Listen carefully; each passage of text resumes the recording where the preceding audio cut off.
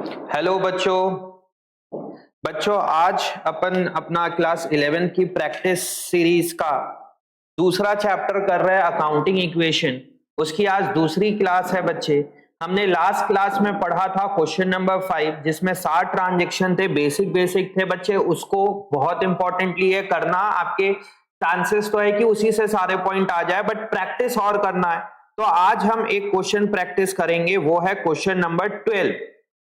ठीक, ये आपके स्क्रीन में है सामने क्वेश्चन नंबर 12। इसको अपन देखेंगे तो क्या बोल रहा है क्वेश्चन नंबर 12 में।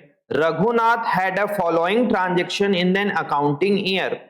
Commence business with cash paid into bank, ये सारी चीजें। Create an accounting equation to show the effect of the above and also show his balance sheet. ठीक है, तो अकाउंटिंग इक्वेशन आपको पता है क्या होता है। अकाउंटिंग इक्वेशन का फॉर्मेट आप लोगों को पता है। अकाउंटिंग इक्वेशन का फॉर्मेट है asset is equal to liability plus capital. तो इसको हम बना लेते हैं पहले ऐसा। एक सेकेंड, फॉर्मेट बना लेते हैं, मेरे साथ साथ बना लीजिए आप लोग भी फॉर्मेट। ये हो जाएगा आपका एक सीरियल नंबर, दूसरा आप यहाँ पे बनाएंगे पर्टिकुलर। थोड़ा सा प्रेजेंटेशन में दिक्कत होता है बच्चे, तो प्लीज इसके प्रेजेंटेशन पे ध्यान देंगे। 2-4 क्वेश्चन आप बना लोगे तो आपको आइडिया लग जाएगा स्पेस का। स्पेस मैनेजमेंट प्रॉब्लम होता है, तो आप थोड़े से सवाल बना लोगे तो आपको स्पेस मैनेजमेंट में भी कोई प्रॉब्लम नहीं होगी। जब तक आप बनाएंगे नहीं तो थोड़ी सी प्रॉब्लम होगी। ठीक, हेडिंग लिखेंगे यहाँ पे अकाउंटिंग इक्वेशन, या आप हेडिंग लिखेंगे अकाउंटिंग इक्वेशन। यहां लिखूंगा सीरियल नंबर, यहां पे आएगा हमारा ट्रांजैक्शंस। इधर आप लोग लिखोगे assets is equal to liabilities plus capital. ठीक है, 4 से 6 नंबर का सवाल है, तो इन जनरल 4 मार्क्स के लिए 4 पॉइंट्स पूछा जाएगा, 6 नंबर के लिए 6 सवाल। थोड़ा क्वेश्चन लेंदी करना है तो नंबर ऑफ ट्रांजेक्शन बढ़ा देते हैं, बट अभी अपन करेंगे। देखिए इसमें 9 ट्रांजेक्शन है। पहला बोल रहा है कमिंस बिजनेस विद कैश, मतलब कैपिटल इंट्रोड्यूस हो रहा है। तो यहां पे मैं लिखूंगा capital introduced Cummins business with cash. तो आपके पास क्या हो रहा है, बिजनेस पे कैश आ रहा है, और कैश हमारे बिजनेस के लिए एसेट होता है, तो मैं एसेट तरफ लिख दूंगा 50,000। दूसरा क्या होगा बच्चे, आपके कैपिटल तरफ चल देगा ये 50,000। यहां पे कोई दिक्कत किसी को? इजी है सर एकदम। Paid into bank, second point बोल रहा है paid into bank. Easy, paid into bank मतलब हमने कुछ पैसा बैंक में डिपॉजिट किया। कितना रुपए? 10,000। तो सोच के देखिए क्या क्या हो रहा है। तो आपका ये कैश कम हो जाएगा 10,000 से। मैं तो बोलूंगा बच्चे, ये अकाउंटिंग इक्वेशन को बनाते समय आप अपने साथ अपने कोई छोटे भाई बहन को बैठाइए, कोई भी जूनियर होगा, या आप अपने पेरेंट्स के साथ बैठिए, देखना मैक्सिमम आंसर तो आपके पेरेंट्स ही बता देंगे। जो अगर सपोज आपके पेरेंट्स अकाउंट फील्ड से नहीं है, अकाउंटिंग फील्ड से नहीं है, उसके बाद भी बता देंगे, बोलेंगे इतना इजी। एक्चुअल में होता क्या है बच्चे, तुम लोग एज ए स्टूडेंट जब मैं बुक से सवाल कराता हूं तो आप लोग थ्योरेटिकली और पढ़ाई के हिसाब से समझने लगते हैं। आप थोड़ा अकाउंटेंसी को समझने की कोशिश करिए, एकदम कॉमन सेंस बेसिस पे। आप घर पे बात तो करिए, देखना आपके मम्मी पापा जो अकाउंटिंग फील्ड से बिल्कुल भी बिलोंग नहीं करते हैं, सपोज आप उनसे पूछ के देखना, भाई पापा पेड इनटू बैंक, या मम्मी से पूछना paid into bank, cash paid into bank, तो क्या क्या हो रहा है। मम्मी बोलेगी बस इतना सा सवाल, आपका कैश कम होगा, मेरे पॉकेट से कैश जा रहा है, और वो कहां पे डिपॉजिट हो रहा है, मेरे बैंक बैलेंस में हो रहा है, मेरा बैंक बैलेंस बढ़ रहा है। तो क्या होगा, आपका कैश कम होगा, कैश आपका कम होगा, और दूसरा आपका बैंक बैलेंस बढ़ जाएगा। तो बैंक बैलेंस आपके लिए क्या है, एसेट है। तो आपका कैश 10,000 से कम हुआ और आपका बैंक बैलेंस 10,000 रुपए से बढ़ गया, दैट्स इट। तो ये आपका बनेगा यहाँ पे न्यू इक्वेशन। कैश कितना बच गया आपके पास, 40,000 रुपीज कैश, बैंक बैलेंस कितना है आपके पास 10,000 इज इक्वल टू कैपिटल कितना है 50,000। ठीक, फिर तीसरा पॉइंट है purchase goods for cash 20,000 and credit 30,000। यहां पे ट्रांजैक्शन में लिखता हूं purchase goods for cash, cash में कितने का परचेज कर रहे हैं अपन 20,000 एंड क्रेडिट में कितने का परचेज कर रहे हैं 30,000। तो क्या इंपैक्ट होगा? इजी बच्चे, कैश में परचेज करोगे तो पहले तो आपका कैश जाएगा 20,000 रुपीज से, कैश कम होगा तो ब्रैकेट में लिखिए, नहीं तो गलती से बाद में आप प्लस कर दोगे। दूसरा आपका स्टॉक बढ़ेगा, स्टॉक कितने से बढ़ रहा है 20,000 से, तो आप स्टॉक बढ़ा दो 20,000 से, कंबाइंड आप 50 भी कर सकते हो।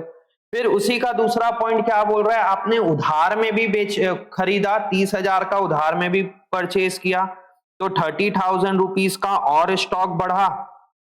क्योंकि आप उधार में परचेज करोगे तो आपके लिए कर्जा बढ़ेगा, लायबिलिटी बढ़ेगी, और जिससे आप क्रेडिट में परचेज करते हो उसको क्या बोलते हैं बच्चे अपन, क्रेडिटर। तो 30,000 रुपीज का आपका क्रेडिटर भी आ गया।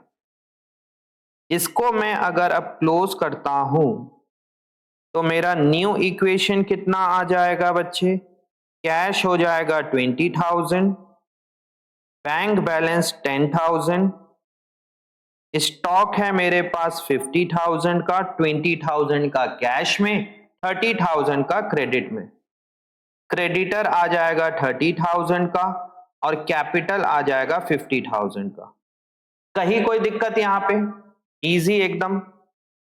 पॉइंट नंबर 4 अच्छा पॉइंट है, पॉइंट नंबर 3 अच्छा है, कैश और क्रेडिट वाला दे दिया, एग्जाम में आता है तो बच्चे कंफ्यूज हो जाते हैं।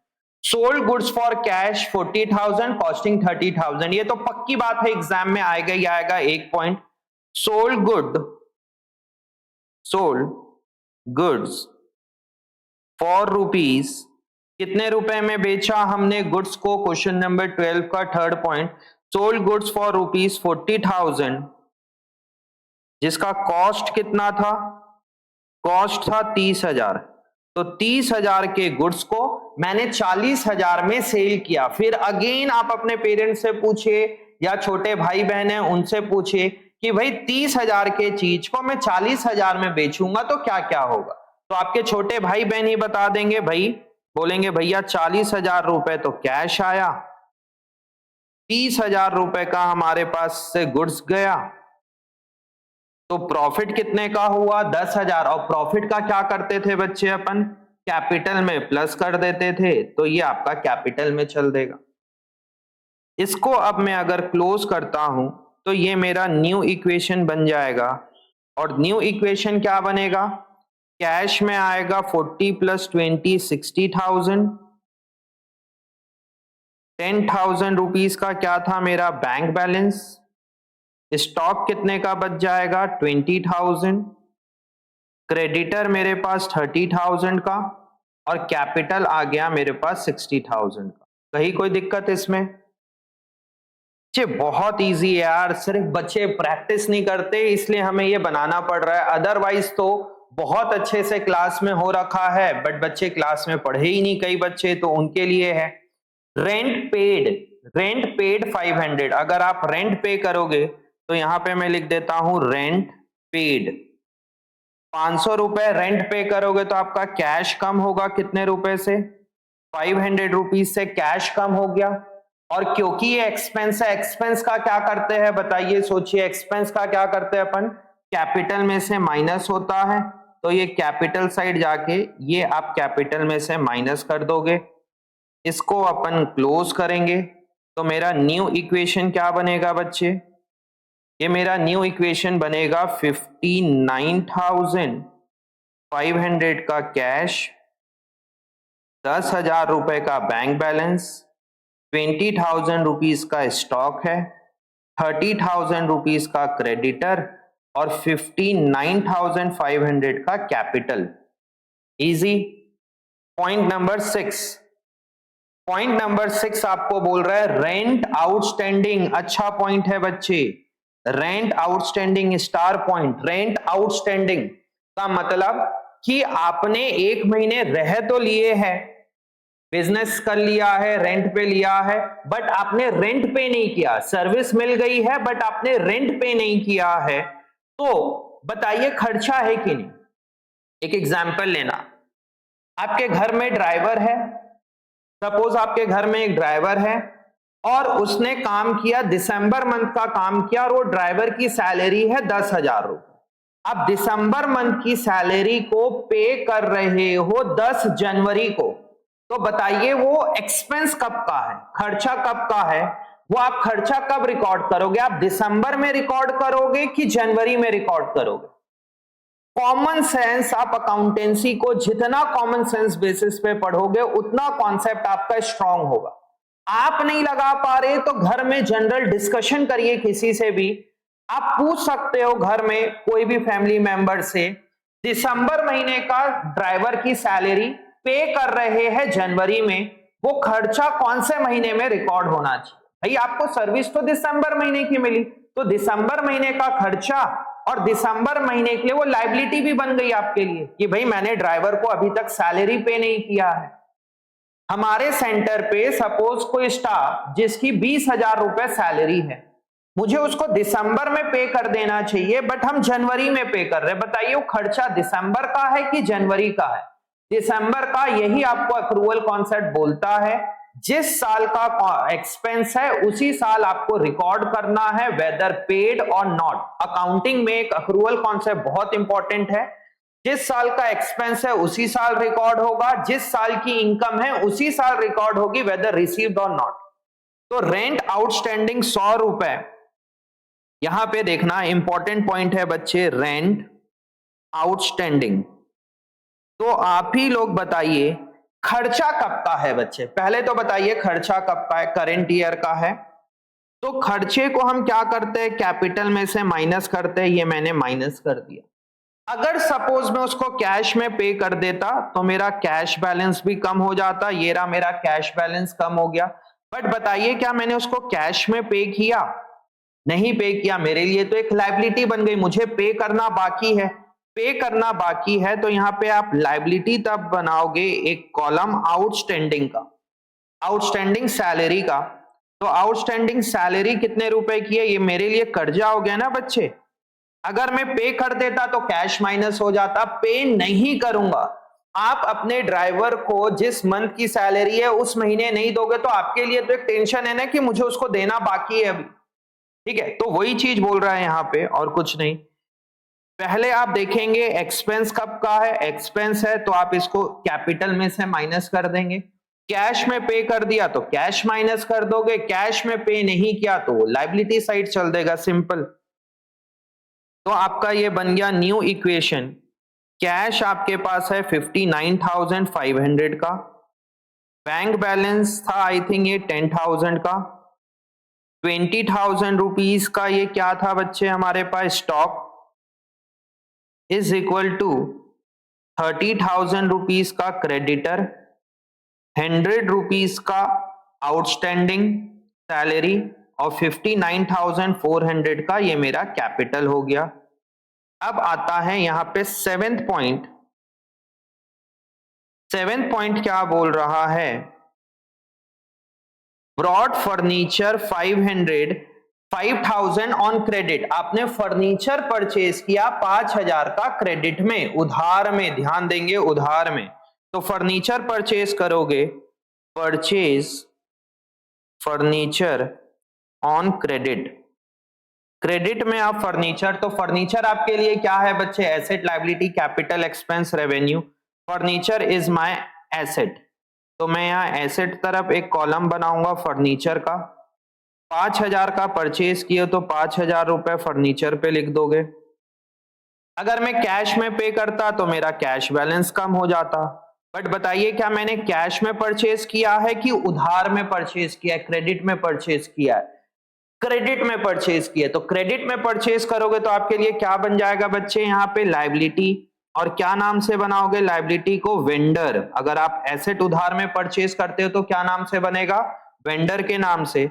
तो यहाँ पे आपका 5000 की एक और लायबिलिटी बन जाएगी वेंडर के नाम से, और ये आप इसको क्लोज कर दोगे। फिर आपका ये बनेगा न्यू इक्वेशन। कैश है 59,500,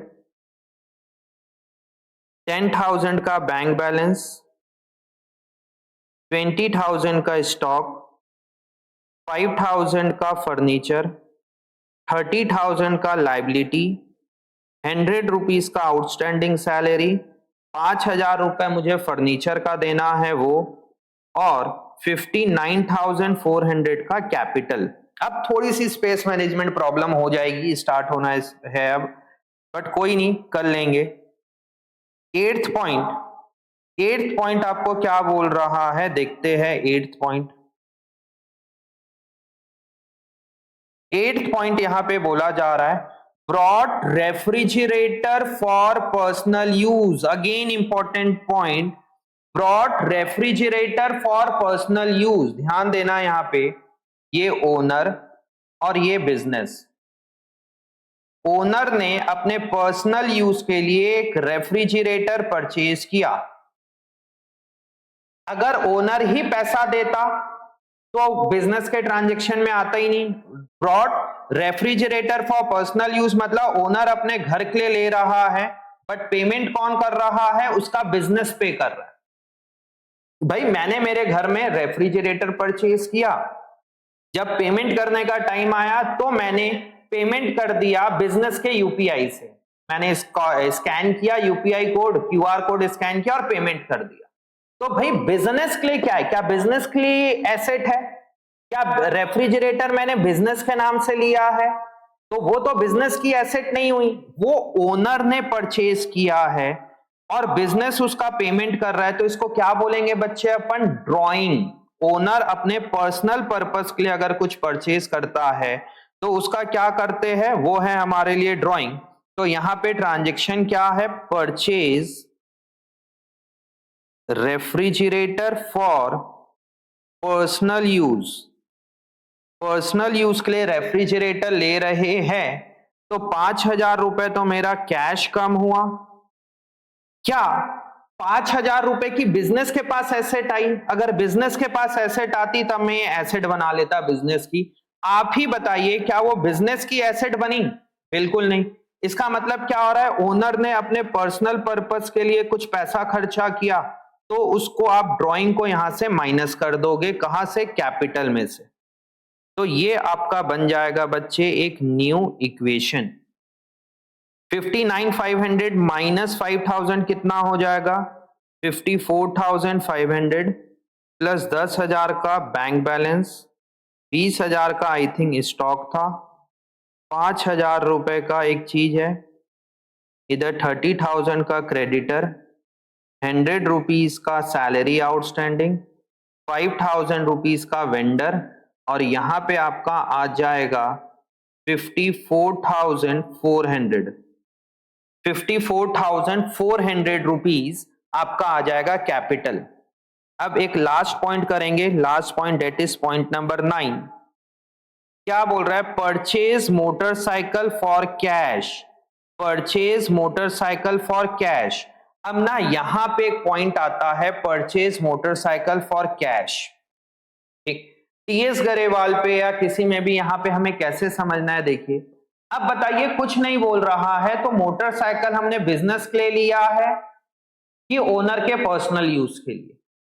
जब कुछ नहीं बोल रहा तो बिजनेस, क्योंकि बिजनेस में भी तो मोटरसाइकिल की जरूरत पड़ती है। बट अगर आप मोटरसाइकिल को एज अ बिजनेस एसेट, इस सवाल में पर्टिकुलरली, इस सवाल में अगर आप जनरल देखोगे तो देखना, इसमें मैं पहले बता दे रहा हूं, परचेज मोटरसाइकिल, परचेज मोटरसाइकिल, कितने रुपए का मोटरसाइकिल लिया है? 20,000 का। तो आपका कैश तो कम हो गया, तो मैं कैश को कम कर दूंगा 20,000। इसमें कोई रॉकेट साइंस नहीं, इजी। प्रैक्टिकली अगर बात करोगे तो भैया कुछ नहीं बोल रहा, तो मोटरसाइकिल तो मैंने बिजनेस के लिए लिया होगा, तो मैं एक एसेट बना दूंगा मोटरसाइकिल के नाम से यहां पे। अगर आप मोटरसाइकिल के नाम से यहां पे बनाते हैं, कुछ नहीं बोल रहा है, तो ये कई कई बुक में कई बार ये दे दिया जाता है कि कुछ नहीं, मोटरसाइकिल को आप एज अ ड्राइंग की ओनर ने पर्सनल पर्पस के लिए लिया होगा, तो ये भी कई बुक में दिया होगा। यहां पे हम लेंगे purchase motorcycle for cash rupees 20,000। तो मैं आपको पहले जनरल करवाता हूं, फिर आंसर में देखेंगे उसको एसेट लिया है कि ड्राइंग। ठीक, तो मैं इसको एज अ बिजनेस की एसेट मानते हैं और ये एसेट तरफ लिख दूंगा यहाँ पे फर्नीचर के आगे मोटरसाइकिल। मोटरसाइकिल, तो मोटरसाइकिल कितने का लिया आपने? 20,000 का। कई बार कई बुक में मोटरसाइकिल या बाइसाइकिल को उसने एज अ ड्राइंग कंसीडर कर लिया है, तो अगर आप ड्राइंग कंसीडर करोगे तो नीचे एज अ नोट डाल देना। बट प्रैक्टिकली बताइए, कुछ नहीं बोल रहा, तो मोटरसाइकिल या बाइसाइकिल आपके लिए क्या है? ये हम मानेंगे कि हम बिजनेस के पर्पस के लिए ले रहे हैं। समझ आया? तो यहां पे आपका ये बन जाता है एक न्यू इक्वेशन। कैश कितना बच गया बच्चे? यहाँ पे 34,500 का कैश, 10,000 रुपीज का एक और एसेट, 20,000 का एक और एसेट, 5,000 रुपीज का और एक 20,000 की मोटरसाइकिल। इस तरफ आ जाएगा आपका 30,000 रुपीज का क्रेडिटर, 100 रुपए का आउटस्टैंडिंग, 5,000 का हमने कुछ लिया था अभी अभी फर्नीचर उधार में, प्लस 54,400 का हमारा कैपिटल। ठीक, अब इस सवाल में एक बार मैं इसको ये भी लिख दे रहा हूं, फिर हम अपन बैलेंस शीट भी बनाएंगे। Assets is equal to liability plus capital. तो कितना हो जाएगा ये? 20, 30, 30 प्लस 20, 50, 50, 55 प्लस 34, 500। तो कितना हो गया ये? 5 4 9, 89,500। 89,500 इज इक्वल टू लाइबिलिटी तरफ कितना जाएगा? 35,100 और इधर आ जाएगा कैपिटल 54,400। तो 5 5 4 9 5 3 8 सही आ गया लेफ्ट हैंड साइड और राइट हैंड साइड हमारा। बट सवाल में आपको बैलेंस शीट बनाने भी बोला है। अब आप बैलेंस शीट बड़ी आसानी से बना सकते हो अगर आप लोगों ने सिंगल एंट्री सिस्टम को समझ में आया, जो हम पिछले 2 वीडियो में पढ़े हैं, या आपने फाइनेंशियल स्टेटमेंट विद एडजस्टमेंट पढ़ा हुआ होगा स्कूल में। तो बहुत इजी है बैलेंस शीट बनाना अकाउंटिंग इक्वेशन से। तो ये बैलेंस शीट का फॉर्मेट, बैलेंस शीट, प्लीज बच्चे बैलेंस शीट कभी भी लिखते तो यहाँ पे एज एट या एज ऑन डेट डाल के, अगर डेट मेंशन होगा तो इस तरफ आएगा लाइबिलिटी, अमाउंट, एसेट्स और अमाउंट। एसेट तरफ क्या क्या दिया है? 34,500 का क्या है मेरे पास? कैश। देख लेना, जो मैं यहां पे लिखा हुआ है उसको मैं इस फॉर्मेट पे डाल दे रहा हूं। कैश है 34,500 का। दूसरा आइटम मेरे पास 10,000 का बैंक बैलेंस था। देखना ये रहा 10,000 का क्या है? Bank balance. तो मैं बैंक बैलेंस लिख देता हूं 10,000 रुपीज का। उसके बाद क्या गिवन है? 20,000 रुपए का। ये आप चेक करेंगे तो 20,000 रुपीज का क्या था मेरे पास? स्टॉक।